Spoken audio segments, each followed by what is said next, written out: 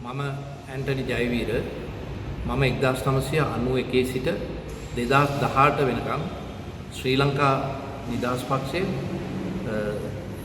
සමග මේ ශ්‍රී ලංකා පොදු ජන පෙරමුණ නියෝජනය කරමින් අවස්ථා 6කදී මීගම මහනගර සභාව සහ වත්තල ප්‍රාදේශ සභාව නියෝජනය කරමින් අඛණ්ඩව 6 වතාවක් මගේ කොට්ටාසේ ජයග්‍රහණය කරලා മന്ത്രിවරයෙක් විදියට මම පත් වෙලා ආවා. 2018 මැතිවරණ 2011 මැතිවරණයේදී මම ජයග්‍රහණය කිරීමෙන් පසු එවකට තිබිච්ච රජය මගේ තියෙන ජ්‍යෙෂ්ඨත්වය අනුව මට මීගමේ නගරාධිපතිකම ලබා දුන්නා. එදා ඉඳලා ඒ දේශපාලන ක්‍රියාවලිය මීගම මහනගර සභාව තුළ කරමින් යද්දී මීගමේ තිබිච්ච දේශපාලන නායකත්වය දිගින් දිගටම ඊටාම වැරදි සහගත විදියට දූෂණ විදියට අවභාවිතා කරමින් මේ දේශපාලන ක්‍රියාවලිය විකෘති කිරීමට කටයුතු කිරීම නිසා 2024 දී මට දේශපාලන තීන්දුවක් ගන්න සිද්ධ වුණා. ඒ නිසා මම අදහස් කළා මේ මීගමේ ඇතිවෙච්ච වැරදි අවභාවිතා දූෂණ මේ සියල්ල නිවැරදි කර සාධාරණ සමාජයක් සඳහා සහ මීගම ජනතාවට සාධාරණය කිරීම සඳහා මීගම නගර සභාවේ සිදුවෙච්ච සියලු දූෂණ අක්‍රමිකතා නිවැරදි කිරීම සඳහා මට කඳවුරක් තෝරා ගැනීමට සිද්ධ වුණා.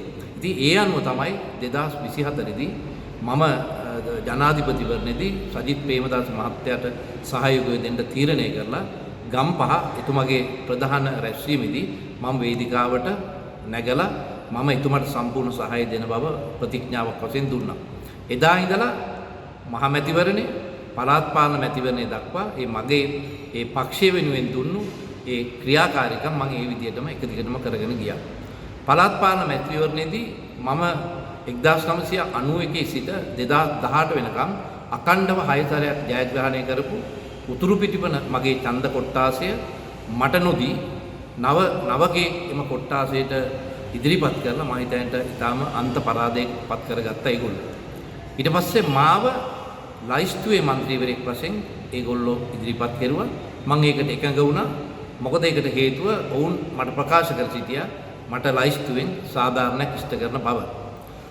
මම දන්න දේශපාලනයේ අනුව ජාතික ලයිස්තුවකින් ලයිස්තුවට ඇතුළු කරන්නේ දේශපාලන වශයෙන් පරිණත විෂය පිළිබඳ හොඳ දැනුමක් තියෙන අවබෝධයක් තියෙන පළාත් පාලනය ගැන යම්සි හැකියාවක් තියෙන පුද්ගලින්ම තමයි ලයිස්තුවට දාන්නේ. ඉතින් ඒ නිසා ඒ ලයිස්තුවට සමගි ජන බලවේගයෙන් ලයිස්තුවට ඉදිරිපත් කරපු කණ්ඩායමේ ඊටාම හැකියාව පළපුරුද්ද දක්ෂතාවය තියෙන එකම අපේක්ෂකයා වැඩිපුරම හැකියාවක් තිබෙන පුද්ගලයා විදිහට මම සැහිතුවේ මමයි කියන එක.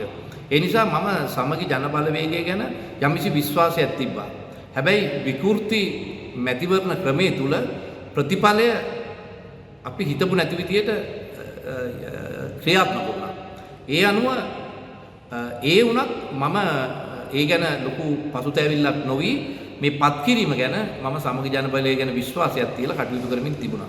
එතකොට මැතිවරණේ පැවැත්වුවේ 5 වෙනි මාසේ 6 වෙනිදා 5 වෙනි මාසේ 8 වෙනිදා සමගි ජන බලවේගයේ ප්‍රධාන ලේකම්වරයා මීගම සංවිධායකවරයාට මොනවාද ඒගොල්ලෝ ලිපියක් එවනවා නිර්ණායක වගේක් සහිතව මේ පත් වෙලා තියෙන മന്ത്രിවරුන්ම පත් කරන්නේ මෙන්න මේ නිර්ණායක අනුවයි කියලා. ඒ නිර්ණායක දැක්කට පස්සේ මට දැඩි කලකිරීමට මම පත් වුණා. ඒකට හේතුව තමයි ඒවා තිබෙන නිර්ණායක අනුව මම කොතරම් දක්ෂයෙක් වුණත් ජ්‍යෙෂ්ඨයෙක් වුණත් මට හිමි තැන මට එතන නොලැබෙන විදිය මම මේ නිර්ණායක අනුව දැක්කා. පක්ෂයක් විදියට නිර්ණායක ඉදිරිපත් කිරීමට ඒ පක්ෂයට අයිතියක් තියෙනවා. එහෙමනම් නාම යෝජනා අත්සන් කරන්න පෙර මෙම නිර්ණායක පක්ෂයේ විසින් අපිව දැනුවත් කරන්න එවා තිබුණා නම් මම අනිවාර්යයෙන්ම මේ ලයිස්තු മന്ത്രി ධූරයට ඉදිරිපත් වෙන්නේ නැහැ. එසේ ඉදිරිපත් නොවි ස්වාධීන කණ්ඩායමක් මගින් මට මීගමුව මහනගර සභාවට යන්න තිබිච්ච අවස්ථාව ඉතාම පහසුයි. ඊට හේතුව තමයි වසර 31ක් අඛණ්ඩව මේ මීගමේ දේශපාලනය කරපු මම වසර 31ක් අඛණ්ඩව උතුරු පිටිපන කොට්ටාසේ ජයග්‍රහණය කරපු මට ස්වාධීන කණ්ඩායමක් කරා මේ නගර සභාවට ඉතාම පහසුවෙන් යන්න තිබිච්ච අවස්ථාවක්. ඉතින් ඒ නිසා මා බලාපොරොත්තු වෙච්ච ඒ විශ්වාසය සමගි ජන බලවේගය මේ නිර්ණායක කියන ලිපිය මගින් මගේ සම්පූර්ණ දේශපාලන ජීවිතේම විනාශ කෙරුවා. මේ පක්ෂයක් විදියට සමගි ජන බලවේගයේ තේරුම් ගන්න ඕන මම සමගි ජන බලවේගයේ පුද්ගලයෙක් නෙමේ මම සමගි ජන සන්ධානයට එකතු වෙච්ච වෙනත් කඳවුරක සිටපු පුද්ගලයෙක්. මට නගරාධිපතිකම 2011 දී ලබා දෙද්දී එතනදී ඒ පක්ෂයේ ඒ නායකයෝ එදා කටයුතු කෙරුවේ මගේ තියෙන ඡන්ද සංඛ්‍යාවත් මගේ තියෙන මනාප සංඛ්‍යාවත් අනුව නෙමේ පක්ෂය වෙනුවෙන් සහ මගේ හැකියාව පළපුරුද්ද සහ ඒ ජ්‍යෙෂ්ඨත්වයට ගරු කරලා තමයි ඔවුන් මේ නගරාධිපති ධූරය මට ලබා දුන්නේ. මම මීගොව මහනගර සභාවට ඉදිරිපත් වුණේ ලයිස්තුවේ නගරාධිපතිකමවත් නියෝජන කරපතිකම ලබා ගැනීම සඳහා නොවේ මගේ අවශ්‍යතාවය තිබුණේ മന്ത്രിවරයෙක් වීම පමණයි.